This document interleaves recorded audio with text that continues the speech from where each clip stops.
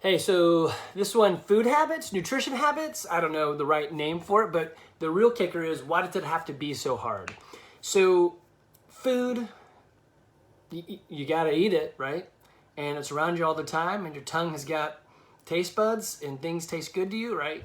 So, a lot of times we enter into this idea of I'm gonna eat better, and you change everything, and it doesn't work because changing everything never works. Also, if you do some diet where it's calorie restrictive and you lose a bunch of weight real quick, you just gain it back plus some once you stop. So here's the thing. Yep, it's hard. Everything that's worth something is hard. Sometimes even if you don't want it, it's hard. So being rich and wealthy, it's hard. Being poor, I mean, that's hard too. Doing like college and school and working at it is hard. Not doing it, I mean, you end up with a hard life, right? That's hard. Being healthy is hard. Being unhealthy, I mean, that's hard. Being married is hard. Being divorced is hard. Being obese is hard. Being conscious of what you eat and fit that way with food, man, that's hard. So choose your hard. Yep, plain and simple, it is hard. But there are ways to get around or to make that hard work for you. And really that's around changing your habits. So it takes, they say, roughly 30 days to create a habit, probably a little bit longer to break a bad habit. Hey, Damon. And hey, Damon, hey, it's been a long time. Just saw it pop up. But anyway, so the habits that you have and that you want to edit or create, that's where it all comes from. So at the gym, CrossFit Garage, we do nutrition-based,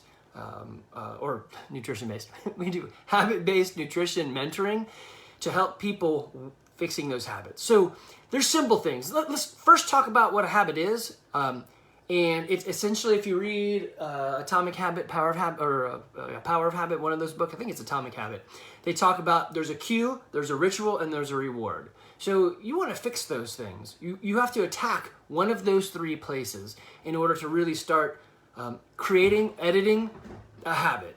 So the other day we went to the Tullis Museum and I talked to a couple of other parent chaperones up there, and the school had purchased Chick-fil-A for all the kids. And one of the parents made a comment, hey, time to eat our sodium bomb.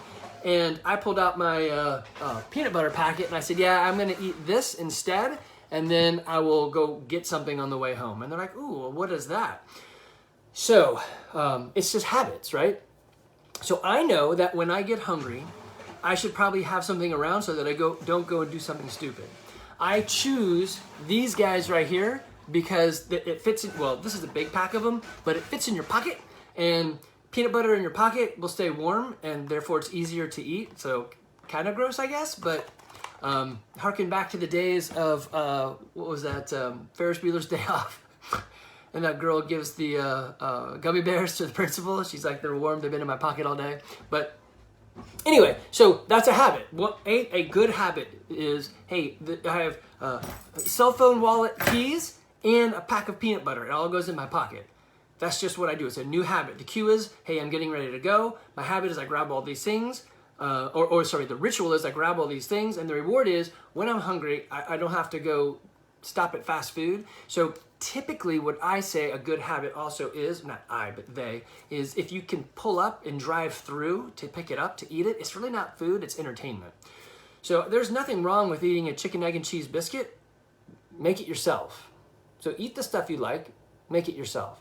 All right, so other habits, things that you could do. So the big one that came up with the parents that I was talking to is, yeah, at night, everyone's down, it's finally me time, and I'm like, I want that thing, I want the piece of chocolate, I want the bowl of ice cream, right?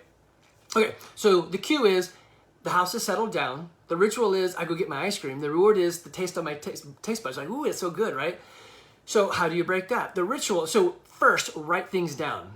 You take a notebook and you start logging what you feel and when and how and what you're thinking. So is the cue really everybody's down, it's nighttime, it's sleepy, right? So you're never really going to fix that cue. Everyone's going to go to bed. So that cue is there to stay. Now, it could be, it has nothing to do with that. It's when I turn the TV on, then I get, Okay, so stop turning the TV on. But go ahead and fix the cue ahead of time.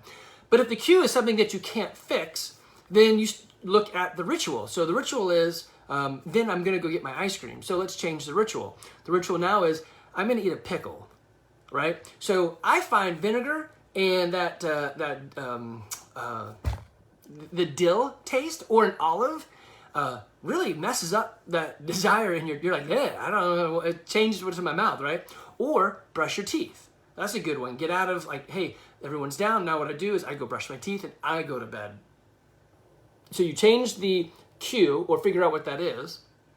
Don't sit down in front of the TV. Instead, go read a book or something different. Come up with something and see if that still triggers the same cue or that cue still triggers the same ritual.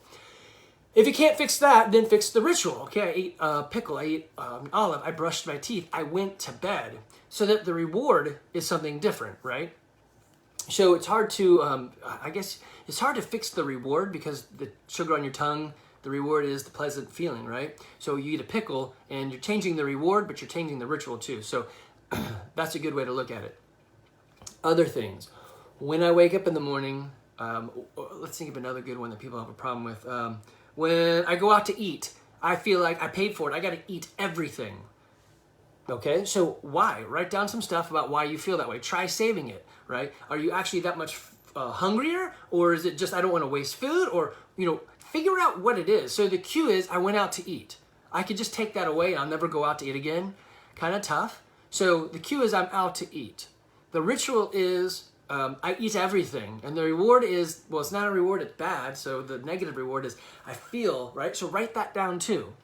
Next time you go out to eat, cut it in half, put it in the box ahead of time. Hey, thanks for the hamburger and fries, whatever you're getting. And can I have a box right now? Or can you cut it in half and put half of it in a box for me, right? So now on your plate, it's only half the food. So now I'm changing that cueing, or I'm changing the ritual, right? I'm eating it all, but it's actually only half. And then the negative reward, how do I feel? I've got the food at home. Can I reward it? Can I eat that? So instead of trying to go the other way, which is calorie counting, which does work, there's a lot of math. There's a lot of ways to fix your food, your relationship with food. I think the hardest one is calories in, calories out. And yeah, that is a good science. I eat 5,000 calories. I burn 5,001. Therefore, I'm on a deficit. I'm going to lose weight over time. Yeah, sure. But I think the thing that they miss is not all food is created equal. And sometimes food actually isn't food, it's entertainment. So if I got a Happy Meal, that's not food, that's entertainment. Sure, everyone should go get entertained every once in a while. I don't, because I just think that's just disgusting. But not all food's created equal. So I eat a ton of, I eat a lot of fats and a lot of vegetables, and I never eat grains on purpose, and I don't eat sugar.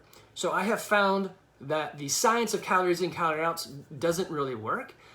It changes based on what you're eating. So I don't have the grain or the sugar inside of me working against this other food, and I'm able to process food differently so that, I mean, if you go out and eat with me, you're like, dang, man, are you really going to eat all that? I'm like, yep, and I might eat some more because it doesn't process the same. So calories in, calories out actually doesn't really work. I also try to eat something healthier, even though it costs more. So if they've got, like, one of my favorite restaurants in Woodstock, or Woodstock-ish, is Gustons or Gastons or Gustons. I don't know how you say it, but it used to be a biker bar over 92 in Trigham.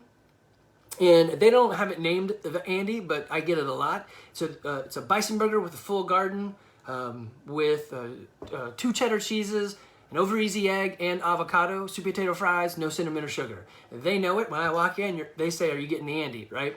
So, hey, Carol, and that's my sister, Carol. She owns a CrossFit gym in Plant City, and her daughter, Reagan, is going to coach for us as she flies to California. She's here, coach for us Wednesday night. It's crazy. CrossFit's in the family. So, and my another sister, little sister Vivian, she CrossFits and coaches down at CrossFit Tucker. Crazy stuff. But anyway, so those habits are what you're looking at, what you're trying to change. So I eat a lot of this different type of food. So the calorie in, calorie out doesn't really work for me. That if you weighed it and measured it, you'd be like, that's insane. It doesn't work. I also do work out almost every day.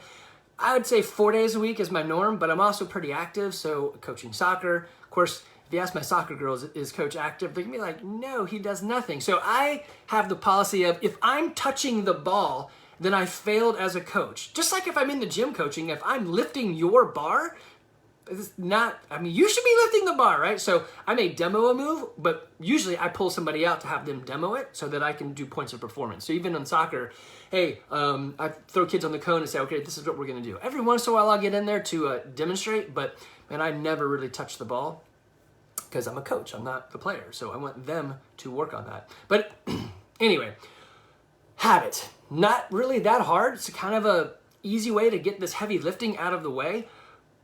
But it does take time. Now, here's the thing. You fix a habit, you're not going to see results immediately. And that's great. I know you're like, whoa, I want immediate results. No, you don't. If you get immediate results, they're going to have immediate failures once you're done, and it's going to go over. It always does. You want to learn to do something that loses 1 pound a month. That's it. After a year, you've lost 12 pounds. Who wouldn't like to say I lost 12 pounds? Most everyone's like, yes, except for Aaron. Aaron's like, I'm trying to gain weight.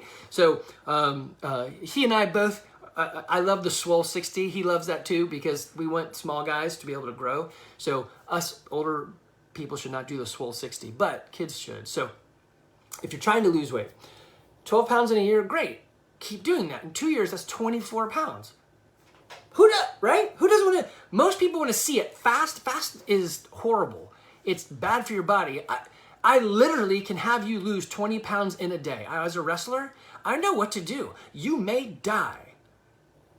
And so the answer, it's funny. I told this one lady, I don't do our no sweat intros anymore. Coach Jamie does because I'm a fool. But so one lady came in and she's like, so I want to lose 20 pounds. And I'm like, great. Well, what's your time frame? She's like, a week. I'm like, well, I can have you lose 20 pounds in a day, but you might die. And she's like, great, let's do it. I'm like, no.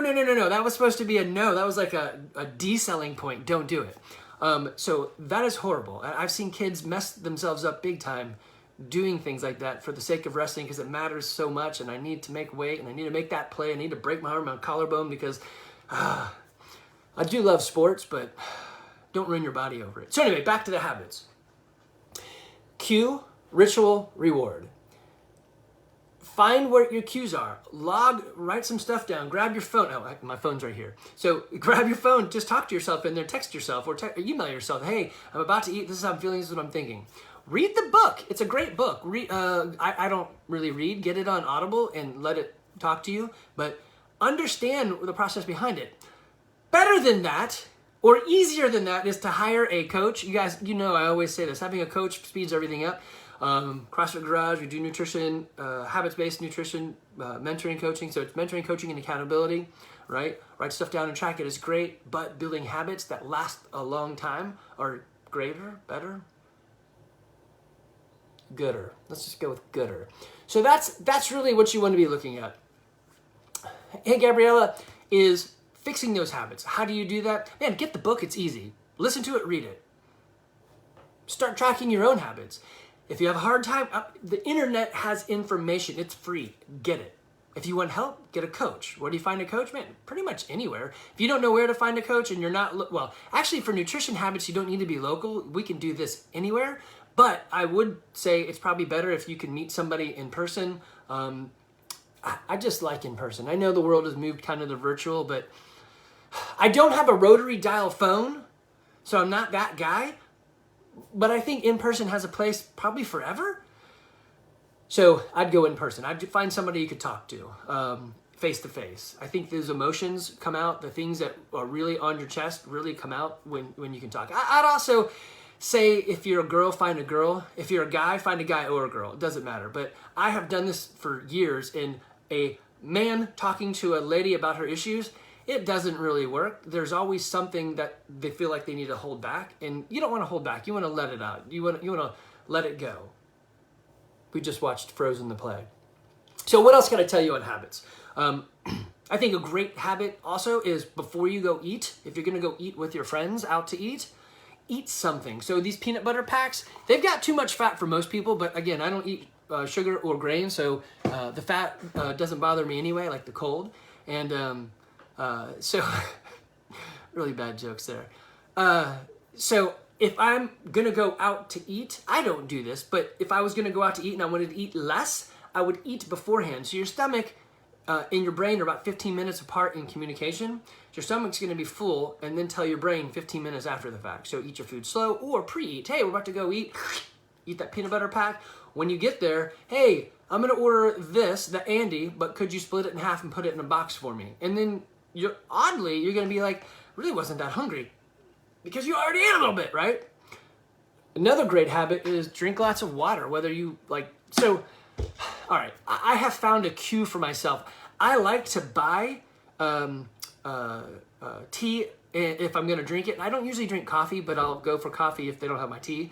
So I really like Starbucks Tavana or something like that, but it's a Royal English breakfast tea. And it's not that I really want the tea. I've got something that I'm drinking that I'm kind of treating myself. So weirdly, the cue was, I just like to have that treat. Well, my wife goes to Costco's and buys this guy right here. I didn't even really know much about it, but it looks like a treat. It says alkaline water, so it's pH balanced, I guess. I don't even know really. I mean, I know it, I'm an engineer. I know what that means, but really, it's okay, whatever. So it's not an acid. It's a base. It's an alkaline. So I'm drinking that puppy, right? It's a treat. And weirdly, it's water. That's it. But it's a treat. And I find that fits my ritual or the reward, right? So the cue is I want a treat. The ritual is now I'm just drinking water, but I still have the reward. It was something special for me. And you're like, well, how does that? It's not even the same thing. It is. Because you're understanding the cue. The cue is not, I need Starbucks, I need the caffeine fix. It's, I wanted the ritual. I tried other things. So how did I get there? So I said, well, let me buy something different. And it turned out it wasn't the tea that I wanted. It was just something that was a treat. I've been working hard. I did something. I coached. I whatever. And I wanted something, right? And I know you're thinking, really? You treat yourself with water? If Carol's still watching this, she'll like this story. A long, long time ago, one of her kids, I don't remember which one it was, started treating herself with hot water. So her treat was they would warm up water in the microwave and drink hot water. And I thought, that's crazy. I have actually done that when I felt like I wanted tea. I just drank hot water and found the cue that I needed was I just wanted something warm in my mouth. It didn't have to be the tea, which I know you're thinking, tea, really? Is it that bad? And it's just straight tea. No, but sometimes I feel like I get addicted to things or I may be addicted, and I hate the idea of dependency. So sugar that's why I don't eat that. I feel like I was a slave to it. I really wanted to eat my sugar. Tea, I felt like, well, is it the caffeine? Is that what I'm really wanting? So I try to get myself out of that and see if I could. If I could, then I'm like, okay, well, it's not that. You understand those cues, edit the ritual, and figure out, does it give me the same reward? So that's the secret to success, is understanding your habit loop. Read the book, get a mentor, give me a text, phone call, don't really throw a rock, but I'm happy to help. I had several of my soccer parents actually ask, ooh, what is this habits-based nutrition? I love it, love talking about this stuff. All right, if you have questions, let me know. That's it.